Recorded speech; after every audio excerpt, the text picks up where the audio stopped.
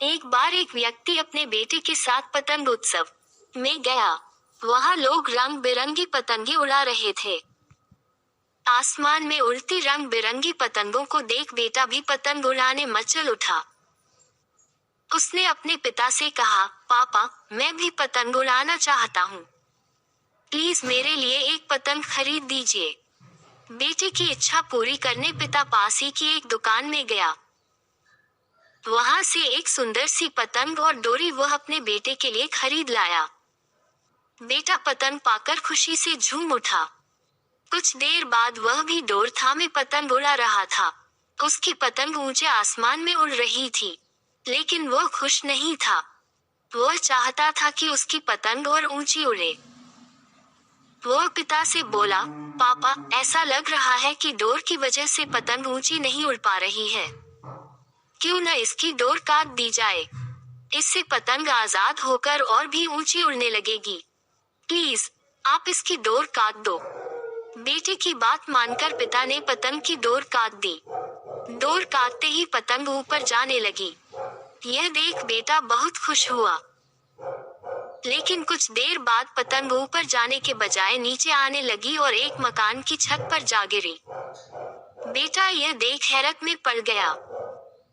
उसने यह सोचकर पतंग की डोर काटी थी कि पतंग आसमान में और ऊंचा उड़ने लगेगी, लेकिन वह तो नीचे गिर पड़ी। उसने पिता से पूछा, पापा, ये क्या हुआ? पतंग आसमान में और ऊंची जाने के बजाय नीचे क्यों गिर पड़ी? उद्धरण चिन्ह। पिता बोला, बेटा, तुम्हें लग रहा था कि डोर पतंग को ऊंचा उड़ने से रोक रही है, जबकि वास्तव में ऐसा नहीं था। डोर तो पतंग का सहारा थी। हवा की गति अनुसार तुम डोर खींचकर या उसे ढील देकर पतंग को ऊंचा उड़ने में मदद कर रहे थे। लेकिन जब डोरी रूपी सहारा कट गया, तो पतंग को मदद मिलनी बंद हो गई और वह नीचे गिर पड़ी। ऐसा जीवन में भी होता है।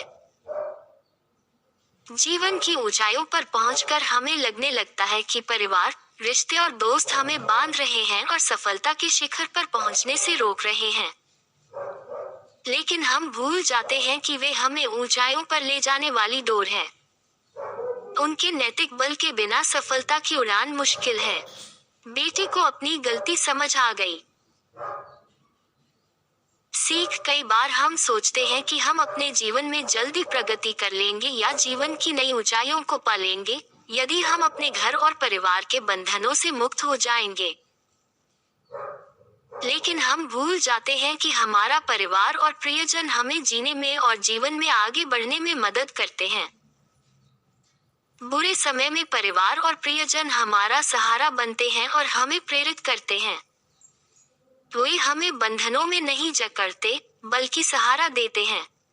इसलिए उन्हें कभी भी खुद से दूर मत करो।